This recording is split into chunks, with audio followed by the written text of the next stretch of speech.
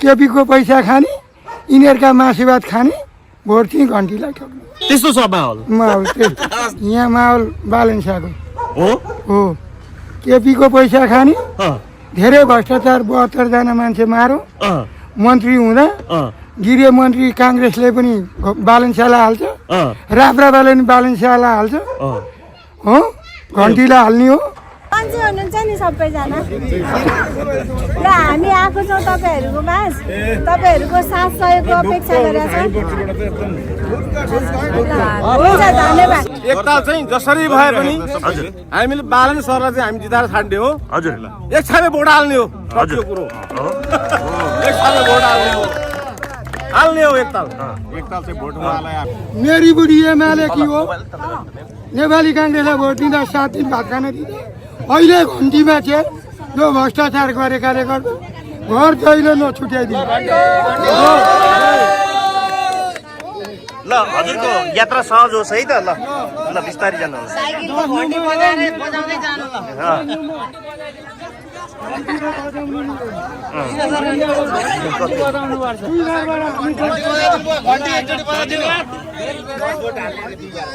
प्रधानमन्त्रीको उम्मेद्वारको रूपमा अगाडि सारिएका राष्ट्रिय स्वतन्त्र पार्टीका वरिष्ठ नेता बालेन्द्र शाहको चुनावी अभियान घर दैलो आजबाट प्रारम्भ भएको छ। झापाको क्षेत्र नम्बर 5 को दमक नगरपालिका वडा नम्बर 9 को उराउ बस्ती लगायत आसपासको क्षेत्रबाट राष्ट्रिय स्वतन्त्र पार्टीले घर दैलो प्रारम्भ गरेको छ। घन्टीले जे होस् राम्रै गर्छ भन्ने आश जनतामा पोखिरहेको छ, त्यही आशा नमरोस् त्यति नै हो। हजुर आशा त हुन्छ दिन्छ हामी एउटा मोबाइलको पछाडि राख्नुस् ल। हजुर हुन्छ त्यो गम छ। धन्यवाद। हजुर हुन्छ सकारात्मक पाउनु भएको छ, एकदमै सकारात्मक छ। कतिको आशावादी हुनुहुन्छ यो क्षेत्रबाट मेयर बालेन्द्र शाह पूर्व मेयर जित्नुहुन्छ? 100 भन्दा बढी कति पर्सेन्ट हुन्छ त्यति पर्सेन्ट आशावादी छ। त्यस्तो छ अवस्था एकदमै। अब अहिलेको माग परिवर्तनको माग छ हैन। अब अगाडि सबै पार्टीहरूलाई दलहरूलाई हेरेकै हो। अब यसपालि चाहिँ पक्का घन्टीमै भोट दिनुहुन्छ भन्ने हामीलाई पनि विश्वास छ।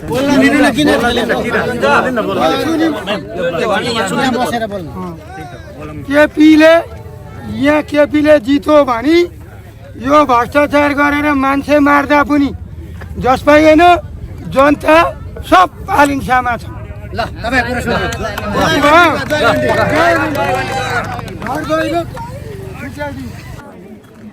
ल हुन्छ, अहिले हामी जान्छौँ आमा, तपाईँले हामीलाई आशीर्वाद दिनु पर्यो।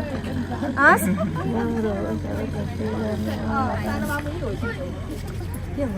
हुन्छ हुन्छ धन्यवाद।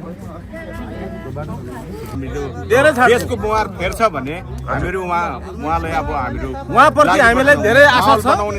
यो आशा गरेको परिणाम हामीले पुऱ्याउनु पर्यो होइन, र उहाँलाई हामी एक साबित दिएर चाहिँ हामी भोट जिताएर छाड्छौँ। भनेको राष्ट्रसभाको अहिलेको होस्टेमा हैसे गर्न तयार हुनुहुन्छ? तयार छौँ हामी, घरलौरी हिँड्छौँ, हामी पनि हिँड्छौँ, तयार छौँ। उहाँ स्वयं उम्मेदवार चाहिँ कहिलेबाट घर दैलोमा आउनुहुन्छ? उहाँ 2-3 दिनबाट घर दैलोमा आउने कुरा छ। अब यो चाहिँ यसो हो, बालेन्द्र शाह चाहिँ देशको प्रधानमन्त्री पनि भएको हिसाबले 76वटै जिल्लामा जाने भन्ने कार्यक्रम भएकोले गर्दा अहिले प्रारम्भिक चरणमा चाहिँ उहाँ अन्य जिल्लाहरूमा हुनुहुन्छ। अब केही दिनपछि आफ्नो निर्वाचन क्षेत्रमा केन्द्रित रहनुहुन्छ र उहाँको धर्मपत्नी स्वयं यहाँ हामीसँग घर दैलो कार्यक्रममा हिँडिराख्नु भएको छ। हजुर, म पञ्चबहादुर बिको हजुर, मेरो नैनाबहादुर धिमाल हो। ए हजुर, स्थानीयवासी हुनुहुन्छ? यही ठाउँको यही लाइन हो। हजुर, त्यसो भए माहौल छ यहाँ घन्टीको? एकदम छैन भने हामी बनाएर छाड्छौँ। हजुर, बनाएर त्यो कुरो। धन्यवाद छ। हामी यति बेला स्थानीय यो वडा नम्बर 9 होइन त, दमक नगरपालिका वडा नम्बर 9 उराउ बस्ती के भन्छ यसलाई? यो ढाकाटोल भन्छ। उराउ बस्ती अलिक तलतिरपट्टि हो। गाउँ चाहिँ एउटै हो है फेरि? ए हस्, गाउँ चाहिँ एउटै। जस्तो कि हामी बालेनको टिमबाट रासपाबाट आइरहेका छौँ होइन, यो रासपालाई चाहिँ भन्नुपर्ने केही छ हजुरको? खासै केही छैन। अब यता सुन्दाखेरि यो उसको पार्टीको पक्ष होइन, सबै कुरा राम्रै लागिरहेको छ। अब जनताको भनाइ चाहिँ के पाउनुभयो? अब जनताले चिन्छन्, घन्टी चिन्छन्, मेयर बालेन्द्र शाह चिन्नुहुन्छ उहाँहरूले? बालेन्द्र शाहलाई अब देखेको अस्ति भर्खर हो होइन, नोमिनेसनमै। अब उहाँलाई अब मान्छेको प्रत्येक हातमा मोबाइल छँदैछ, सामाजिक सञ्जालबाट नै उहाँहरूले सबै कुरा बुझिसक्नु भएको छ। हामीले घर घरै गएर बुझ्नुभन्दा पनि अब सबैजना होइन, आमाहरूले पनि परिवारले सबैले बुझाइसकेका छन्। अब देश विदेश गएर भोगेकाहरूले धेरै दुःख पाएकाले पनि घर घरमै हामीले घन्टीमै भोट हाल्नुपर्छ भनिराख्नु भएको छ। म बिन्दु सिटौला लक्की। हजुर के छ आजबाट प्रारम्भ गर्नुभयो घर दैलो होइन हजुर हजुर के छ यहाँको माहौल कस्तो पाउनु एकदमै उत्साहजनक छ, एकदमै राम्रो छ।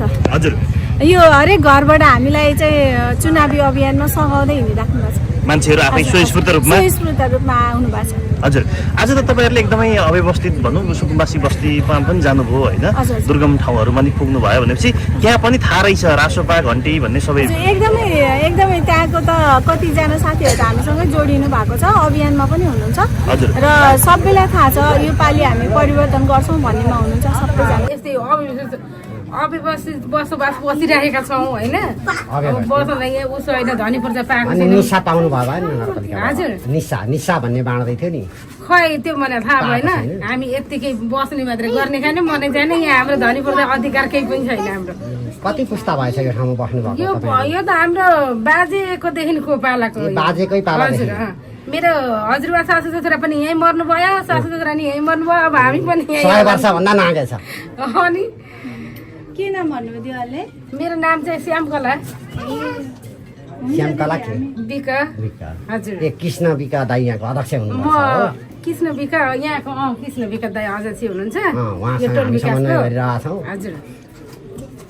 के कसरी यहाँको समस्याको समाधान हुन सक्छ हामी प्रयास गर्छौँ। मेरो राधिका अधिकारी। ए स्थानीयवासी पनि हजुर, हुनुहुन्छ म 9 नम्बरको स्थानीयवासी हाम्रो यही 5 नम्बर हो। ए अब जुन आजबाट रासोपाले क्षेत्र नम्बर 5 मा घर दैलो सुरुवात गरेछ हजुर। होइन के छ यहाँको सुरुवाती उत्साह सुरुवाती प्रतिक्रिया कस्तो पाउनुभयो अब सुरुवाती प्रक्रियामा हामी यही सँगै छौँ होइन। हजुर त्यसमा अब हजुरहरूसँगै हुँदा पनि यहाँ हामी सँगसँगै बोल्दा पनि धेरै कुराहरू अब परिवर्तन चाहनुपर्छ भन्ने नै आमाहरूको पनि अब युवाहरू त त्यसै पनि बुझ्नु भएको छ होइन। अब हजुर। घर घरै सबैतिर त्यही जाएको छ मेरो विचारमा चाहिँ। हजुर यसपालि चाहिँ अङ्कल भन्नु न तपाईँलाई यसपालि कुनमा कुन पार्टीलाई भोट हाल्ने धारणा छ तपाईँको? घन्टीलाई नि यसपालि चाहिँ घन्टीलाई छाप हाल्नुपर्छ है त अङ्कल। हस् यसपालि जिताएर हो यसपालि चाहिँ जिताउनुपर्छ है।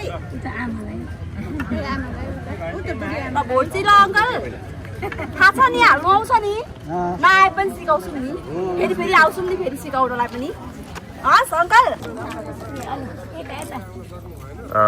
दर्शकवृन्द राष्ट्रिय स्वतन्त्र पार्टीले झापा क्षेत्र नम्बर 5 मा औपचारिक रूपमा घर दैलो शुभारम्भ गरेको छ बसेर बोल्दा हुन्छ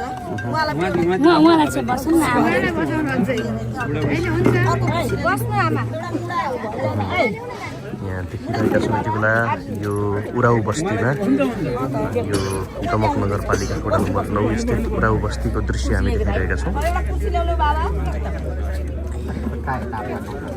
अनि आमा के थरी हो आमा